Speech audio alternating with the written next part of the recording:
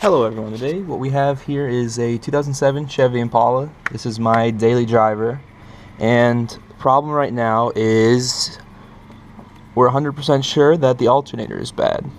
And we tested this by having the car run. Battery was at like 11 something volts. Nothing changed when the car was running versus when it was not. We basically went through all the testing fields, and there's a ton of videos on YouTube you can check out in order to do that properly. But what we figured out is it is the alternator. So now what we're going to do is we have to loosen the tensioner belt down there. And basically there's 3 or so bolts. I don't know exactly. We'll figure that out later. This one, giant one in the back, probably going to be the most difficult. And then apparently another one on this side. And first thing you got to do is, of course, take off that little plastic shroud that just gets in the way. And then unhook whatever side of your battery you want. And then now we need to release pressure on this so we can take the belt off and then take the alternator out once we get the bolts off. So I hope this camera angle should do a little justice, because every single video on this car and this engine size, this is the 3.9 liter, every single video I see is just absolute garbage.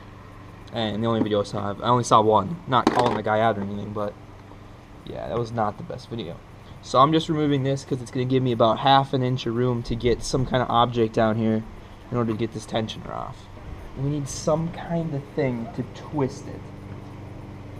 And what I'm thinking is, there's a little lip right here. I don't know if you can see that, but there's a little lip right here. I think I can fit a wrench on there and then use that as leverage and to pull the thing up and back, essentially releasing the pressure. Okay, so what it's looking like is it's 19 mil. That's what this one is. Yep. So in theory, if I get this on that little lip, wiggle it on, that's a snug fit, and then pull back on it, or yeah, pull back on it, right? I can see it moving, but I'm not too confident in this technique right now. Yes, there we go, it works. So I'm going to pull back on it. This releases the tension. I pull the belt off, and then I add the tension back, put it back down. Now it's back where it was, and this belt, I do not want to drop it because it's a belt and it's laced into everything apparently.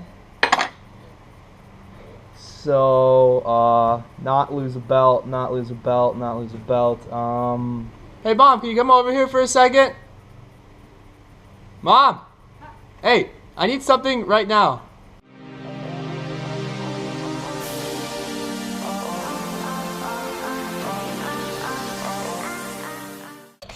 Alright, so this is the finished product. We have the tensioner belt that's fully maxed out right now because there's no pressure on it. I got this little rope, this garbage rope here, just holding that thing up so it doesn't fall down and I lose all the, just kind of what it runs around and everything. I just don't want to redo all that. So now I have everything taken off. This thing, ooh, that spins. That bolt, oh, there's one. There should be another one. There we go, another one back there. And I don't quite, I think I heard there might be another one somewhere.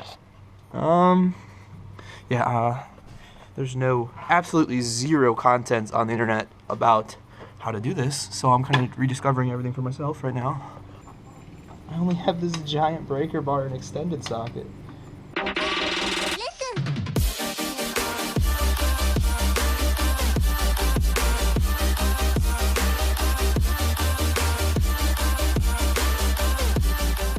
Wow, that's really warm. Yeah, I had to drive the car here, and then the car died. So, this just happened. But, there's the long one that goes in that way. Okay, I have got to be the worst guesser in the world, because it is 15 mil. The back one is 15 mil.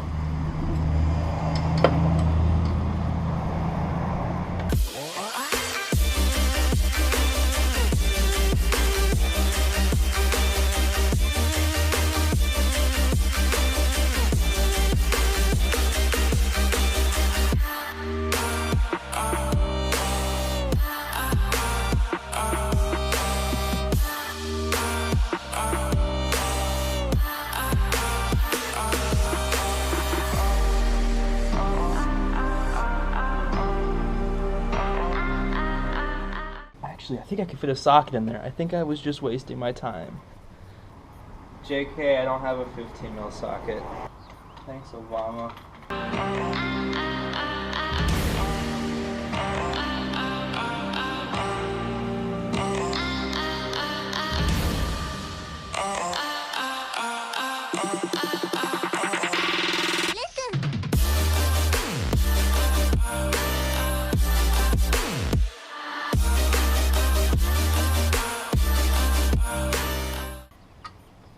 Are you kidding me? The bolt doesn't come out.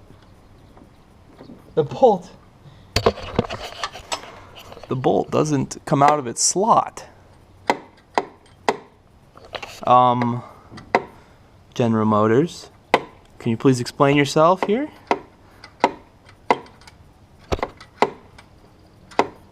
Well, I guess we need to take off another bolt because it's still pretty solid. Okay, so I found the third bolt, which is right there. There is a small nut on top of it, right there. You can see I'm moving it. I'm actually tightening it by accident, but right here. And then there's a bigger one right there. So you need to take that one out too. Hey, what? Yeah, I found the bolt, but there's some weird trickery going on. It's a bolt, then a nut, and then the bolt shrinks to a smaller size, and then there's another nut on top of that. I am confused right now.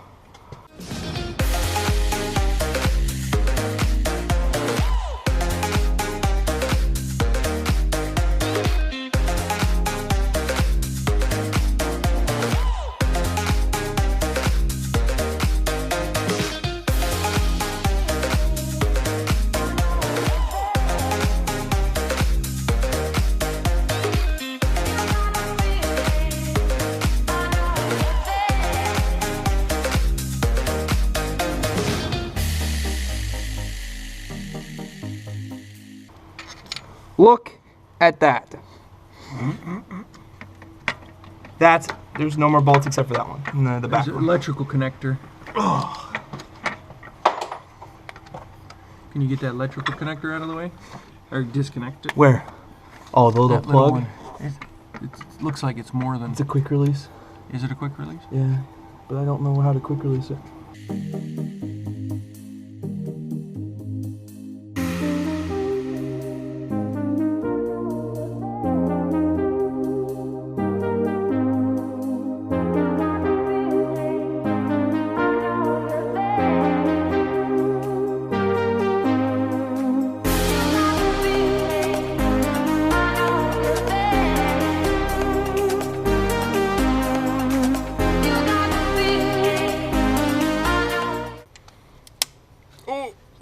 Something cracked. Oh, that was good. Aha! Give birth, Mrs. Jones. It's a bouncing baby alternator.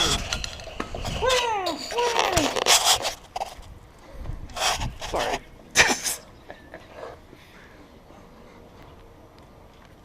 Look at that. So much trouble.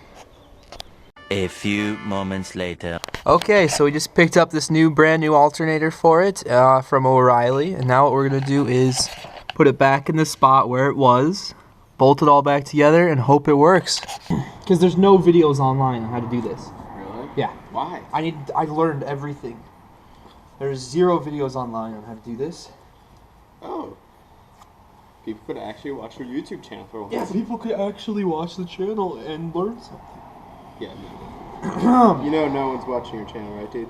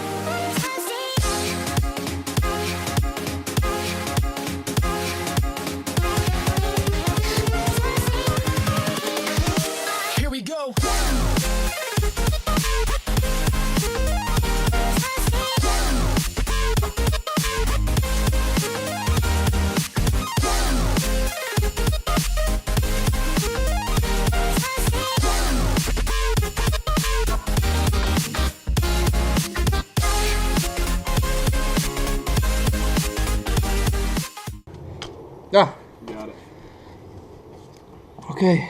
Okay. Now I'm just gonna make sure it's on that belt, which it's not completely. I gotta check all the pulleys to make sure the belts are still in the middle of them. Everything's good, right? All the belt's in the pulley in the middle of that pulley, okay, and middle of that one. Everything seems correctly mapped out, and that goes right here.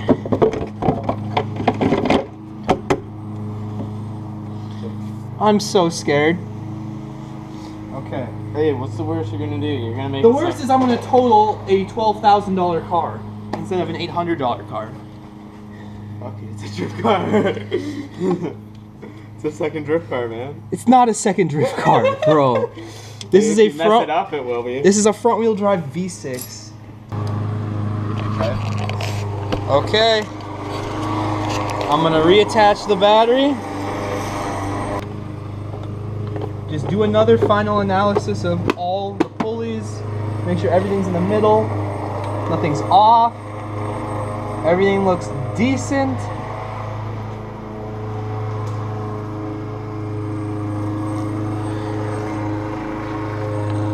Let's see if she starts. I think everything's good. Let's try it.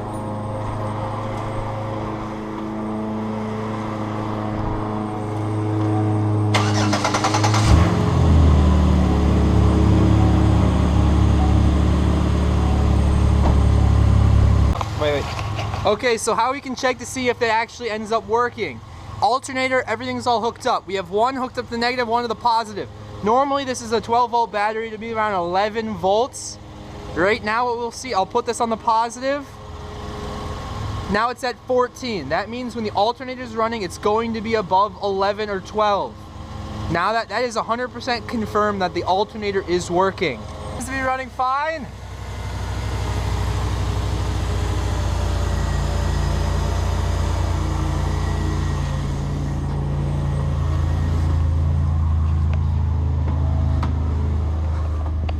Nothing new on the dash. So there was a battery and there was a check battery systems. There was a huge everything here. Now I think we're good. I'm gonna let it idle for about 10 minutes just to make sure nothing happens. Make sure it stays idling, make sure it didn't break anything. Wow, I can't believe that worked. This has been how to replace your alternator on a 2007 Chevy Impala LTZ 3.9 liter. Thanks for watching. Stay tuned for more videos.